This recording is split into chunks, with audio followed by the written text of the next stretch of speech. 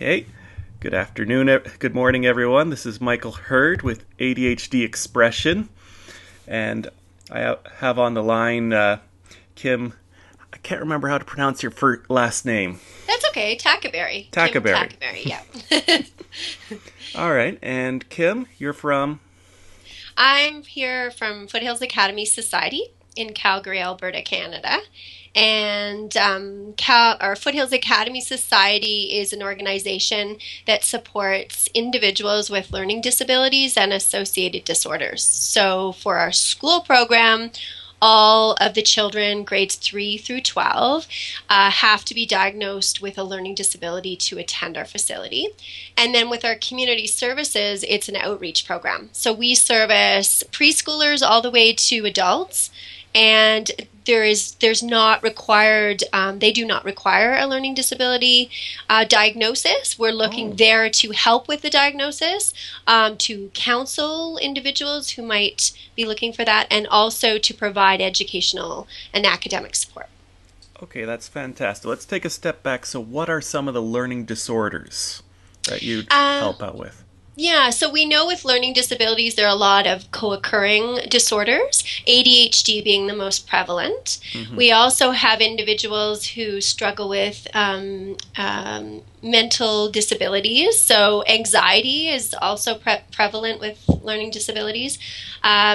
We have children on the ASD spectrum, so it's co-occurring with, autism, Asperger's, depending on the severity. And some of the other disorders would be Tourette syndrome, auditory processing disorder. We have developmental coordination disorder. They're quite an extended number, but those are some of the examples, or some that would co-occur. Okay, and so for the school classroom, are all these learning disorders put in the same classroom if they're the same grade, or how does it work there? Yeah, we do. We operate very similarly to a mainstream classroom in that each of the students are assigned to a class according to their grade, not according to their level. But what we do have at Foothills, phenomenal teaching staff that are really great at knowing how to apply and use a student's strength to build their areas of concern. So we don't, and we're really open about this, we don't teach an individualized program. What we do is we teach strategies to all our classes so that the students can advocate, learn the strategies, and apply them when needed. We always say we don't want our students leaving Foothills Academy looking for us. We want them to leave Foothills Academy with a backpack full of strategies that'll help them to learn to the best of their ability. All right, that's definitely fantastic. I love that philosophy. I was a TA at university, so I had to have some students advocate for special special considerations and stuff when that in the university level program. Oh, good. We like to hear that, yeah, because there's certain post-secondaries organizations that provide excellent support for children with learning disabilities, and so we're always trying to assist post-secondary in seeing the benefit of that. Yeah, there's definitely some great stuff out there, but it's, as you said, the student actually has to ask for it and take advantage of it. Absolutely. That is key. All right, so going back, what makes your teachers different than what are in the CBE? What do they have to go through to be a Foothills Academy teacher? Well, it's interesting because we work with Ambrose University College in doing teacher training, and a lot of the teachers who come to us ask that question: what do I need to be able to work here? And really it depends on a variety of factors. We look at experience with children with special needs. We're not an organization that says you have to have a master's in special education. We're saying you come to us willing to learn, because we do lots of training here. And that's my role at Foothills Academy, is workshops, program training. How do we get what's working so fantastic and here? How do we get that out to other schools, to adults, to other children? And really, we want that to be international. We're focusing right now, we're doing a great job in Alberta and we're seeping into the other provinces, but we really feel that what we're doing here has been so effective. We want to spread that.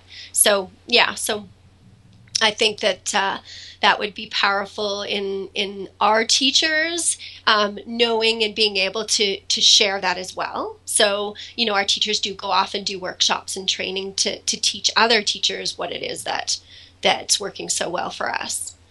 Okay, so that's fantastic. So is Foothills only here in Calgary, or is there other campuses, or are you part of Yeah, great an question. organization across Canada or North America or something like that, that kind of a sisterhood of schools or whatever it's called? Yeah, no, it's a great question. We are the sole location in Calgary. However, with our community services, which is the department, we're really hoping to expand. We do have a satellite version in Prince Albert, Saskatchewan, where we've have a team of 3 educators who are replicating our read write program there. But in terms of our school as a whole, Calgary, Alberta would be the only location. I think it's important to know when I moved to Calgary, I was looking for an organization to work with, and I wanted to work with children with learning disabilities. And what drew me to Foothills Academy was the fact that we're a not-for-profit organization. So nobody is denied access to our services due to financial circumstances. We all fundraise. So the teachers, support staff, students, parents, everybody fundraise to raise money, and 25% of our students are in full bursaries. Oh, wow. So yeah, so Oh, that sat really well with me. okay, that does sit very well. Okay, let's go through the process of someone getting enrolled in Foothills. What all do they have to go through? What geographic area do they typically live in? And as far as assessments, and just basically why would they apply to Foothills versus just trying to stick it out with whatever the public school system has to offer? Yeah, well, we pride ourselves in our experience. So we've existed now for 30 years. And so we have open houses every month, and what we try to do is invite people in to feel the climate of our school. So we hear it from parents, we hear it from student teachers, we hear it from visitors. It's a family atmosphere. Mm-hmm. So the teachers really get to know the students, and vice versa, which we're talking right now, and I'm jumping to the side a little bit, but we're offering our first online course right now, and Oh, it's learning disabilities and associated disorders, and we have parents and teachers and everybody engaged, and they keep talking about this family atmosphere where people collaborate, where relationships are so important. And that's one of the success factors that we always talk about here is students grow because they feel safe, they feel secure, and they always say the teacher knows my name. The teacher knows that I love hockey. mm-hmm. The teacher knows that I'm an artist, right? And that's that in some big larger schools, unfortunately, just due to numbers, it's not attainable. So I would say that's one real draw to Foothills Academy. That is one draw. What? Just let me interject. Sorry. How big is the student body at Foothills, and what's like the student to teacher ratio and stuff like that? Just how big is Yeah. Foothills? So our school itself is at approximately 199 students right now. We have capacity for 250. We just expanded our location as of last fall. Oh, okay. So we're still, growing and sort of accommodating to meet that space. But and your second question was ratio. I had to think about that. Our ratio is 12 or 14 to 1 teacher, with a half-time assistant in all our primary junior classes, and an assistant that floats within our senior school. So the support is unbelievable. Although, having taught junior high at Foothills Academy for 13 years, although I only had 12 students in my classroom, it's still very dynamic. It's still, we say here to all our teachers in training, it's a high stress, intense environment, because we're dealing with, as I mentioned before, students with a variety of not only learning disabilities, but co-occurring disabilities Definitely. as well. Yeah. So, yeah, but it still helps certainly with getting to know them. Okay, so let's go back. So someone is diagnosed with ADHD. They're Yes. struggling in their school system. Usually, it's not in elementary that this shows up. Like the ADHD symptoms may show up then, but they start falling behind, say in junior high. Yes. What is it that's going to trigger the parent, and what process would they have to go through to get in contact with you? Well, I do lots of lots of talking, and I have to share. Even yesterday on a field trip at my son's school, there's three moms on the bus talking about my child struggling. They can't focus. Mm-hmm. They're having difficulties keeping up with homework. They're disorganized. And my ears perk up, and I think we've got to share. So Yeah. everybody at Foothills, we encourage them to share information, and it's not about come to Foothills. There's only Foothills. I mean, there's lots of great facilities in Calgary, but it's sharing and getting the word out to help these children. And so, yeah, that's just a huge objective of ours, and that's why I'm so keen to meet with you today and do this interview. Is we have to start spreading the word and building the knowledge about ADHD and what does that mean and how does it affect people, and that there's support. So I think, to come to Foothills, if they're diagnosed with ADHD, they would apply. They would need to be diagnosed with a learning disability as well. So that's key for us. And we do assessments here. So if people are looking to have an assessment done, then they can also come to Foothills for that service. And then they would apply to our school. So they need to put in a formal application. And then we have a committee that meets regularly to look over the applications, and we're always looking for a good fit. We always say we want our students to be in this relationship 50-50. Yeah. And that takes time. That's not always, we have parents say, my son doesn't want to go. They want to be at their community school, and that's tough. Yeah. But I think what we've really noticed is that students come here, they start to feel successful in the areas where they've been struggling with for years. And then, they really realize this is, a great place for them. Okay, so do students come into the system and leave it if, say, they feel they've gotten enough help and go back into the public, or do they typically, once they're in Foothills, they graduate from Foothills? Over the 15 years that I've been here, that's shifted. So when I first started here, it was very much, as you first alluded to, is that they come in, we've given them 2, maybe 3 years support, and then they've reintegrated. Now it seems that students are coming in and they're staying longer, which is sort of a double-edged sword, because they feel comfortable here. They feel safe. They feel secure. They're getting the support they need. That's fantastic. Mm-hmm. So, we've even... So on that note, we'd like them to reintegrate, but maybe that happens for post-secondary, and that's a better transition time for them, and that's okay. We have had students come here, leave, and come back. So, I think it speaks volumes to, again, that relationship piece, and that, they're seeing success, but they feel that this is a real home for them. So if we're building the advocacy skills, I think that's great. As long as they're building advocacy as they move along and not leaving dependent. That's really not our goal, is that they're leaving and dependent on us to move forward to vocational school, to a career, straight to a career, or to post-secondary. And we have students do the whole gamut. That's wonderful. Options. Wonderful. Yeah.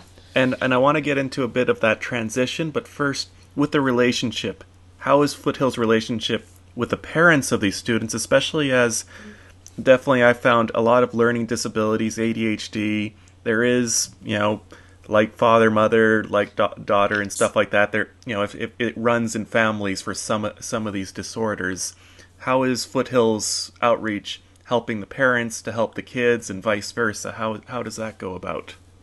Yeah, so you make me think about interviews that I would have in junior high with parents who would come in, and I always talk about this in my workshops, and slam their fist on the table and say, "I'm so glad, Kim, you're going to cure my son of his learning disability," right? And I look back and say, "I'm so glad you're here, but unfortunately, ADHD learning disabilities, they're lifelong. Yeah, it's not going anywhere. But what I can do is build a bank of strategies to support your child in learning how to best deal with them and how to be successful with an ADHD and learning disabilities, because that is a huge possibility, right? So how can we support your child in learning their learning style, learning how they can build on their strengths, and build this huge repertoire of strategies that they can use to cope And that's in most cases has been the issue. They can't, they're having difficulty coping Mm-hmm. with the ADHD or learning disability. And then I've had parents break down in tears in Yeah. interviews and say, Kim, this was me. Why didn't I get help? I had ADHD and I was always sent to the principal's office and I was always the bad kid and nobody diagnosed me. Nobody helped No. me. Right. So we say at Foothills too, we become great listeners as well we hear you. So can we take some of those strategies that we're working with your child on and, can you take bits and pieces of those to help you now? In terms of your life, and we do have families. We've had siblings. We've had 3-4 siblings come through our school. So definitely we do see that, hereditary piece unfold here and really talking to parents too about our community services again is a great outreach program. We offer family counseling, we offer individual counseling, Oh. that where the parents can also maybe work through some of their frustrations that have built up from the past.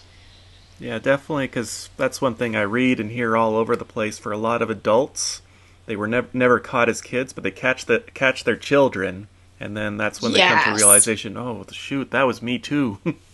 Definitely, definitely. And supporting the parent to know it's okay now to say that that was me. Okay, how do we move forward? What do Yeah. we do to help support you? And Mm-hmm. to your point, that's what, the Foothills team is about, is supporting the whole family. And communication here with parents in terms of our school program is unbelievable. Email, phone calls, multiple interviews. We meet about IPPs, we meet about report cards, issues, team meetings. I mean, the support via parents and looking at this being a team approach. No interview occurs without the child being there. I love that. Oh, that's Right? that's We awesome. don't do any meetings. I mean, I shouldn't say any Yeah. ever. I mean, occasionally I'm sure there's need for that, but generally speaking, the child, we say this is about you. You need to be here from grade 3 to 12.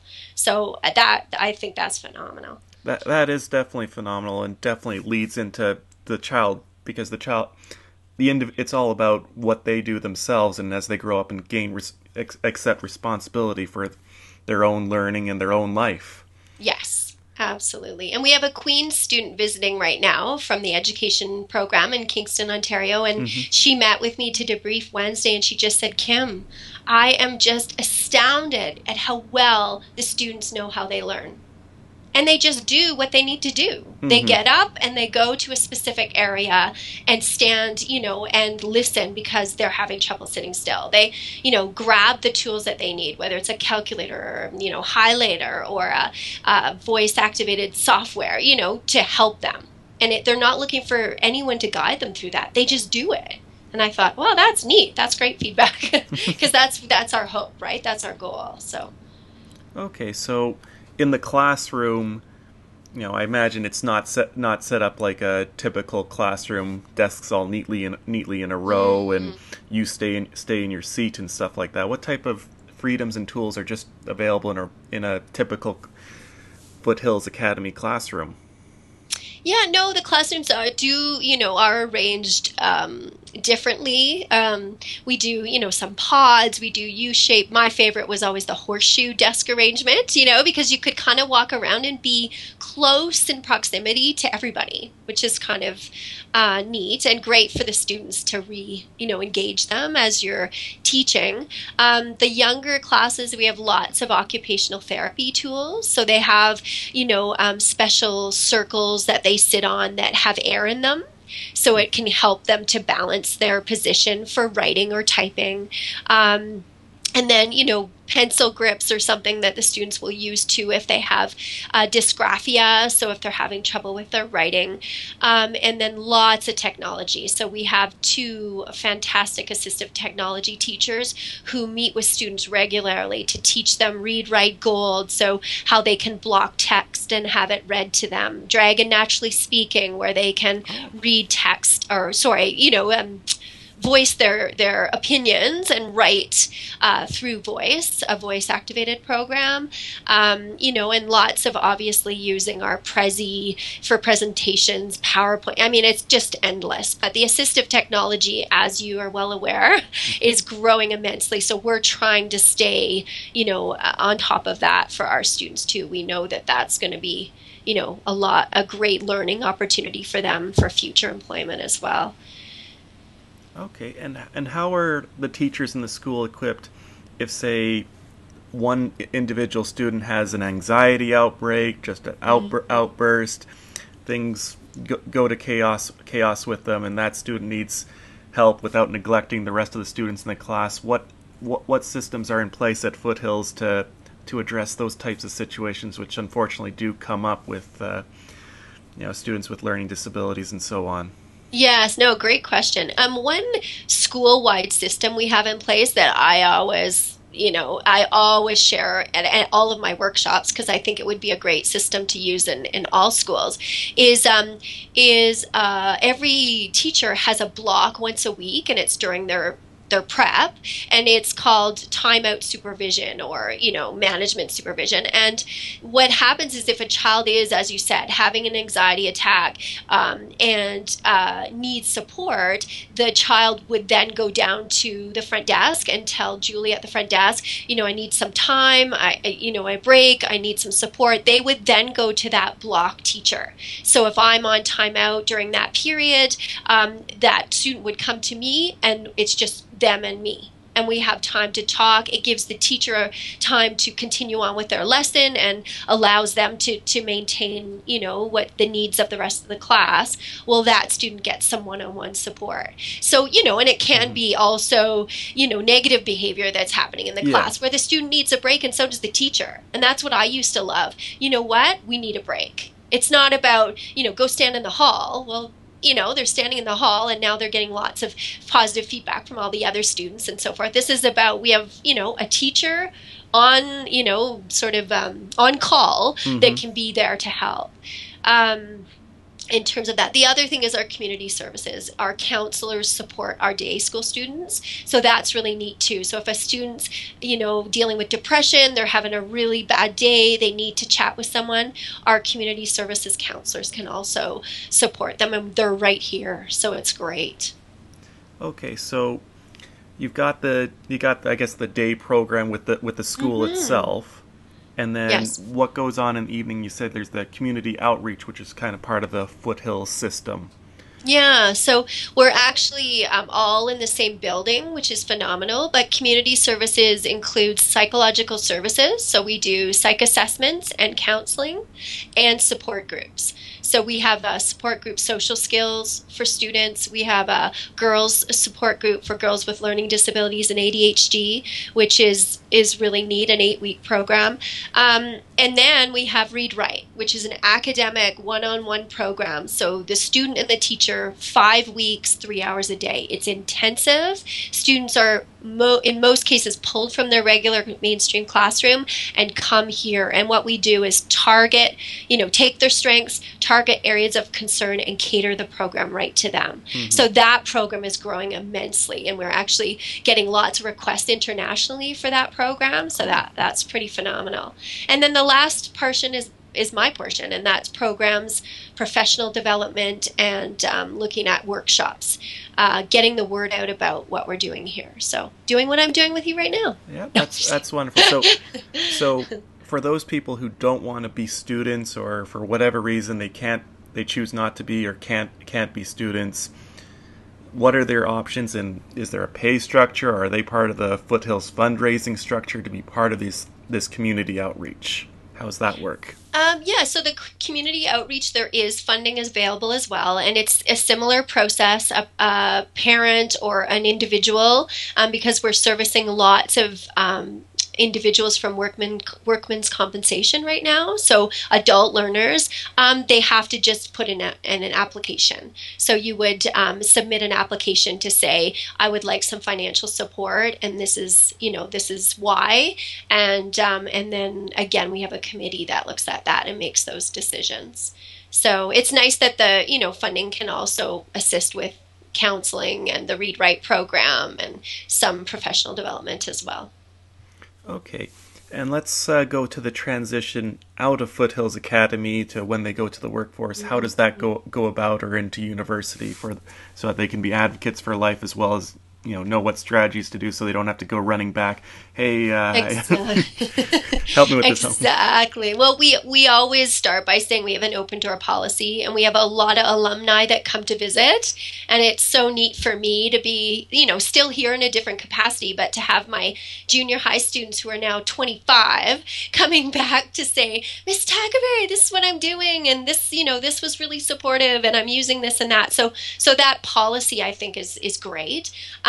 But our senior high teachers are just phenomenal at visiting, having the students go and attend a lot of job fairs. They go to, there was actually, the University of Calgary offers a transition workshop. So the students go and they meet with a lot of the university or college representatives, and they talk about expectations and what that looks like.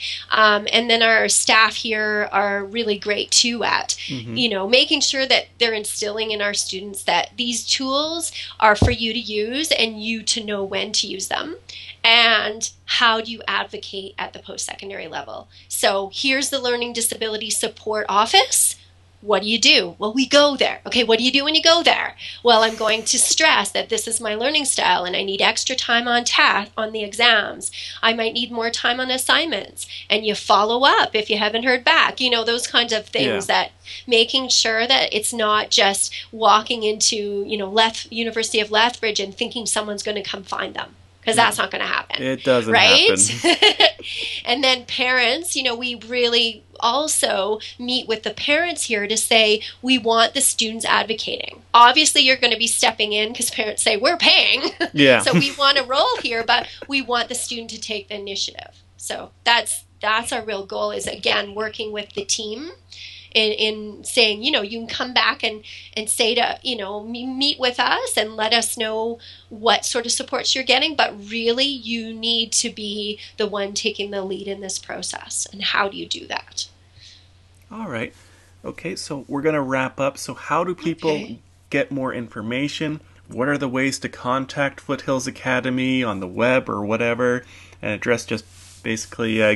let's get the information out there, and I'll also be typing this up to put in the show notes as well.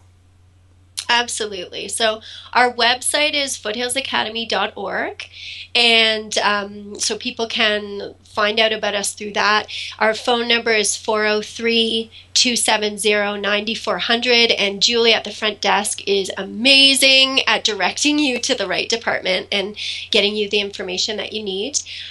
We are on Twitter. And it's Foothills Academy AC, and we're also have a Facebook page. And the other thing too, I guess I'll just close with, is I had mentioned briefly our e-course. So we are, we are really keen to get more parents and more adults with learning disabilities, ADHD, on our forum. So it's taking our course, learning about each of the disorders that are included in the e-course, and those are on our website. But then every week we have, this round, we have 45 teachers, parents, adult learners, support staff, principals engaging in conversation about, there's a whole chapter on ADHD, and where we just had phenomenal conversations about medication, and to take medication, not to take medication, support for it. I mean, and that's what we're hearing all of our participants say.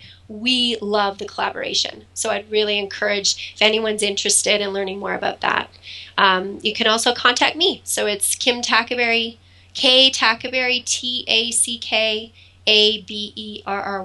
at foothillsacademy.org.